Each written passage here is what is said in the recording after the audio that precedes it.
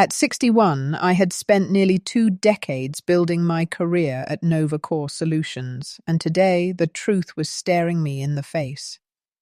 "Evelyn, we're reorganizing your department," Linda Carver said, her voice carrying a note of satisfaction she tried and failed to hide. She sat across from me in the small glass conference room, flanked by Mara Fields from HR. Both wore those polished expressions of corporate regret that everyone learns to recognize, fake empathy masked as professionalism. "The company is moving in a new strategic direction," Mara added, sliding a crisp folder across the table. I nodded, accepting the folder without opening it. Inside were the standard severance terms: 2 weeks for every year of service, 3 months of health coverage, and a laundry list of career counseling services I would never use. "I understand completely," I said, my voice calm, steady. Relief flickered across their faces. They had clearly expected tears, protests, or anger. After all, I was 61, an experienced engineer in an industry obsessed with youth. What they didn't know was that I had already anticipated this moment for weeks. "Please clear your desk by Friday," Linda continued, gaining confidence from my apparent acceptance. "We'll need your key card, company laptop, and phone before you leave. Your team will be notified this afternoon." My team, 5 brilliant engineers I had personally recruited and mentored, were the ones who had helped me develop NovaCore's quantum data framework, now powering their flagship platform, DataSphere, used by over 35% of Fortune 500 companies. "Anything else?" I asked, rising from my chair. They exchanged a brief glance. Linda recovered first. "That's all for now. Thank you for making this professional," she said. Walking back to my office, I passed the glass-walled executive suite where the leadership team was in a meeting. I glimpsed CEO Martin Ellison gesturing animatedly at a presentation titled Q2 Growth Strategy. The same Martin Ellison who had taken credit for my work at last year's industry conference, referring to me merely as part of the research team. I closed my office door and sent a single text. "It's happening. Friday is my last day." The reply came almost immediately. "Perfect timing. Contracts are ready. Dinner tonight to finalize details." I smiled at the calendar on my desk. Today was Wednesday. Friday, I would walk out of NovaCore for the last time, and Monday would mark the start of something entirely new. That evening, I met Damien Hart, CEO of Vertex Innovations, NovaCore's largest competitor, at the Redwood Room, an upscale downtown restaurant far from corporate headquarters. Damien was discreet, reserving a private alcove hidden behind elegant folding screens. "They actually did it," he said after we ordered, shaking his head. "I suspected as much," I replied, sipping water, "but cutting out the very person who built your core technology. They had no idea." Damien slid a folder across the table. "All the paperwork is ready. Once you sign, Vertex Innovations acquires exclusive licensing rights to your patent, and you become Chief Technology Officer. 7-figure signing bonus, equity, ongoing royalties, every product using your algorithm. You're finally in control." I reviewed the documents, though I already knew every term by heart. The irony wasn't lost on me. NovaCore had tried to erase my contribution, yet here I was, seizing not only my future, but also safeguarding my team. "What do you think Martin's face will look like?" Damien asked. I smiled. "I'm more concerned about my team. They don't deserve to get caught in the fallout." "They're already taken care of," Damien reassured me. "Senior positions, substantial raises." I signed the final page. With one motion, I had secured my future, protected my team, and taken rightful recognition for my work. Thursday and Friday were a blur of exit interviews, knowledge transfers, and farewells. I stayed composed, documenting every project, password, and process meticulously. I wasn't being kind, I was building evidence. Novacor would soon see just how thorough I had been. During my final exit interview, Mara pushed a non-disclosure agreement across the table. Any intellectual property created during your employment remains Novacor's property, she said. Of course, I replied. Anything developed using company resources during company time, yes. Everything else belongs to me. She didn't notice the slight emphasis on the qualifiers. As I packed personal items, family photos, conference badges, a coffee mug from my team, Linda Carver lingered by the door. Everything clear for your departure? She asked, voice laced with faux concern. Crystal clear, I said, placing a small award for my quantum data framework into the box. The very project they had tried to erase now became the centerpiece of my next move.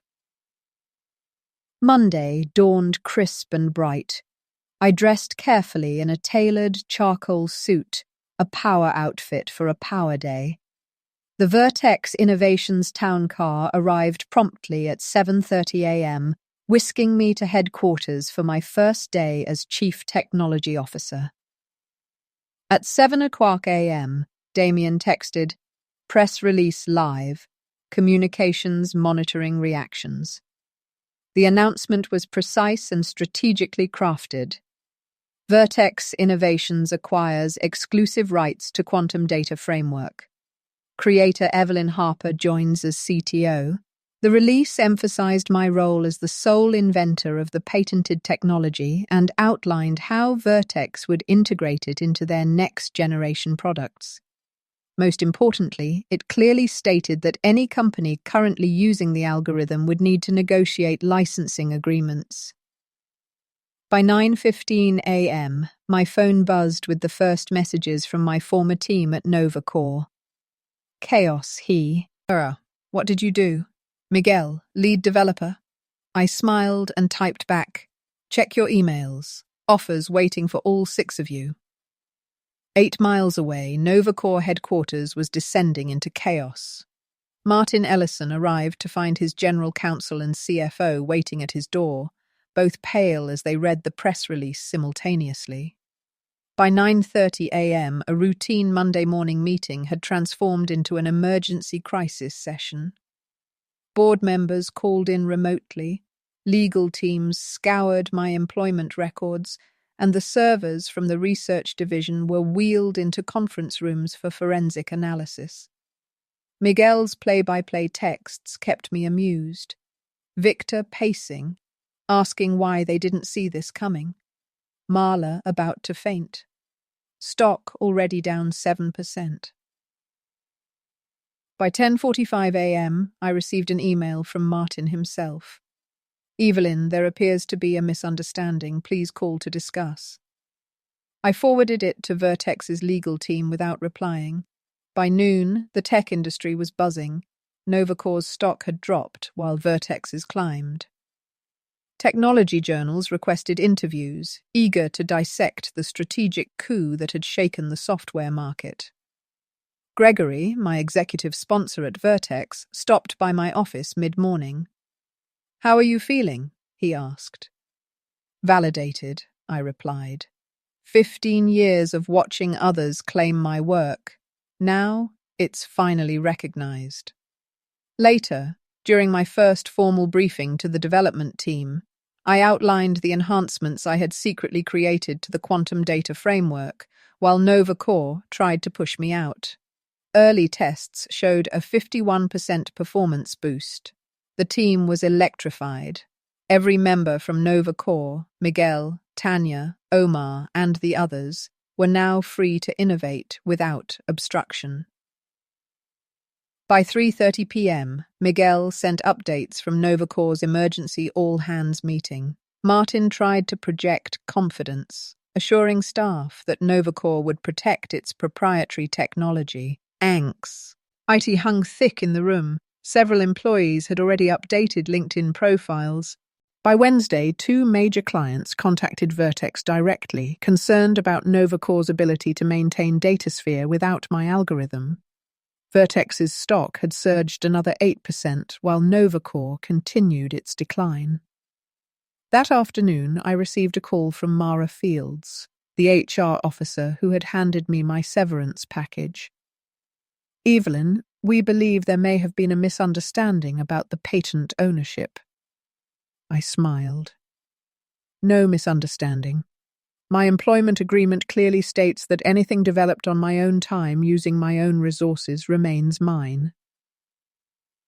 By the end of the week, Novacore's board had lost confidence in Martin Ellison. He resigned immediately, along with Marla Fields and the head of legal responsible for failing to secure the patent. A new interim CEO reached out to discuss licensing, offering public acknowledgement of my contribution, a clear capitulation. 3 months later, I stood at the podium of the National Tech Innovation Summit, delivering the keynote. I surveyed the audience. Industry leaders, journalists, young engineers, hungry for mentorship. "Today," I said, "I want to talk about the importance of protecting intellectual contributions and ensuring innovators are recognized for their work, regardless of age or title." The applause was overwhelming. Several young engineers, barely 30, approached afterward, inspired to document their work properly and assert ownership of their ideas. By the 1-year anniversary of my departure from Novacore, Vertex had released 3 breakthrough products built on my algorithm, capturing market share and cementing my influence. I raised a glass with Damien, quietly satisfied. "It's never been about revenge," I said. "It's about recognition, showing the industry that innovation comes from real people who deserve real credit." Damien smiled, clinking glasses with me. "And that, Evelyn, is exactly how you change the game." Weeks passed, but the tension at Novacore only intensified. Every morning, my inbox pinged with updates from my former team, Miguel, Tanya, Omar, and the others, detailing the chaos I had left behind. Board just called an emergency session. Martin looks like he's about to explode. "Miguel," I smiled, sipping coffee in my new corner office at Vertex Innovations. From here, I could watch not just my own ascent, but the ripple effect of properly valuing innovation. My former company, once untouchable, was scrambling to salvage a flagship product that depended entirely on the quantum data framework. By now, the press had caught wind of the strategic coup. Headlines ran, "Novacore in crisis, CTO's departure sparks industry shakeup. Vertex Innovations acquires core technology. Former employees follow. One woman, one algorithm. A $200 million market shift." The irony wasn't lost on me. I had been meticulous. All logs, development notes, and time-stamped patent filings documented every enhancement I had developed independently. Novacore's legal team combed through contracts and employment agreements, but every argument they might have made had been anticipated and countered in advance. Even Martin Ellison himself reached out again, his tone edged with desperation. "Evelyn, I implore you, can we discuss terms?" I forwarded the email to Vertex's legal team. "Handle it," I instructed, and went back to my work. At 10 a.m., the first licensing inquiries arrived, not from Novacore, still in denial, but from cautious competitors and major clients, all scrambling to secure access. The quantum data framework was no longer just software. It had become the pivot point of an entire market. By midday, the Vertex development floor was alive with energy. Screens displayed real-time performance tests. The enhancements I had secretly engineered during my personal time were pushing benchmarks far beyond anything Novacore could achieve. A 51% improvement in processing speed, unmatched reliability and scalability that my former company had only dreamed of implementing. During a strategy meeting with my team, I looked around the room. These engineers, once confined by bureaucratic indifference, were now free to innovate. "This is how development should feel," I said, smiling. "Not every idea needs approval from someone who doesn't understand the architecture. Here, your expertise is valued." The climax came quietly but unmistakably. On Wednesday afternoon, Miguel sent a text. Novacor just announced emergency leadership changes. Martin resigned. Marla and legal head gone. Board in chaos. I allowed myself a small, private smile. Within days, the company that had dismissed me was forced to admit that its foundation relied entirely on my work. The quantum data framework wasn't just code, it was leverage. Industry analysts began publishing pieces dissecting the implosion. Can Novacor survive without their CTO? Vertex Innovations, the strategic masterstroke that shook the market. I prepared for a call with the interim CEO, a professional conversation meant to finalize licensing agreements. He was cordial, acknowledging my contributions publicly and agreeing to fair compensation. My victory wasn't personal, it was principled. Recognition mattered more than revenge. By Friday, Vertex had fully integrated my team. The quantum data framework was being deployed in 3 major product lines, all of which demonstrated immediate performance boosts. Market share reports already showed a surge, while Novacor's valuation had begun a precipitous slide. That evening, Damien and I reviewed the progress over dinner in our private office. "You didn't just take control," he said, leaning back in his chair. "You redefined the rules." I nodded, reflecting on the journey. 6 engineers, 15 years, a single overlooked patent, and an entire industry oblivious to the value of experience and foresight. And now, finally, recognition was complete. "Phase 1, I said quietly. "Done." Damien raised his glass. "To valuing talent, foresight, and patience, you changed the game." And I had. Weeks turned into months, and Vertex Innovations continued to thrive under my guidance. Every product line leveraging the quantum data framework shattered previous performance records, and market share reports reflected it. Novacor, on the other hand, struggled to keep DataSphere operational. The irony of my departure had become a cautionary tale in corporate boardrooms. Dismiss the innovator, and the company pays. Even the smallest details mattered. I spent mornings reviewing development logs and refining protocols with my team. Every improvement was meticulously documented, ensuring that no one could later claim it was corporate property. My engineers thrived under autonomy. Innovation flowed unrestrained. Miguel had taken the lead on implementing predictive analytics enhancements. Tanya optimized data retrieval systems, and Omar streamlined parallel processing pipelines. The energy on the development floor was electric. Each person recognized not only for their skill but for their creativity. Meanwhile, Novacor spiraled. Martin Ellison's resignation was only the beginning. The interim CEO struggled to stabilize the company. Critical clients were contacting Vertex directly, worried about future support. News headlines amplified every misstep. Novacor in turmoil, CTO's exit reveals industry vulnerabilities.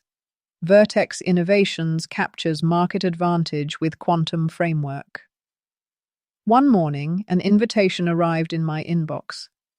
The National Technology Innovation Summit had requested me as their keynote speaker. My thoughts drifted back to last year, when I had attended the same conference seated in the back, invisible, while others presented my work. Now, I would stand at the podium, recognized not as part of a team, but as the inventor, the visionary. When I arrived at the conference, the energy in the hall was palpable. Industry leaders, journalists, and aspiring engineers filled every seat.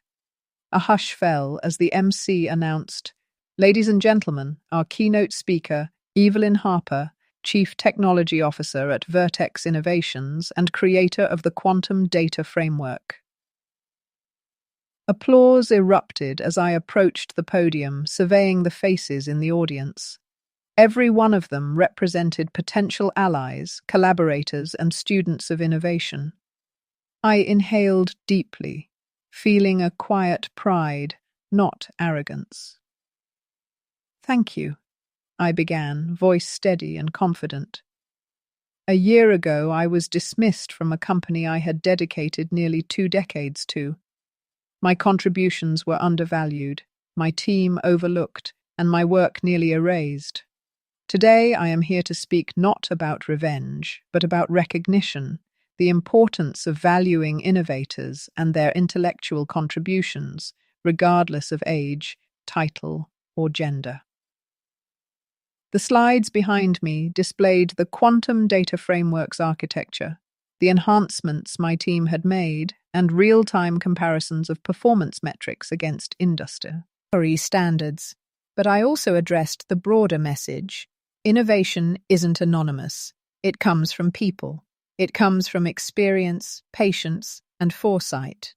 Protecting intellectual property isn't just about patents. It's about respect.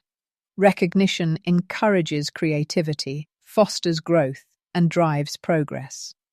After the presentation, the reception was filled with young engineers, particularly women under 30, approaching me for advice and mentorship.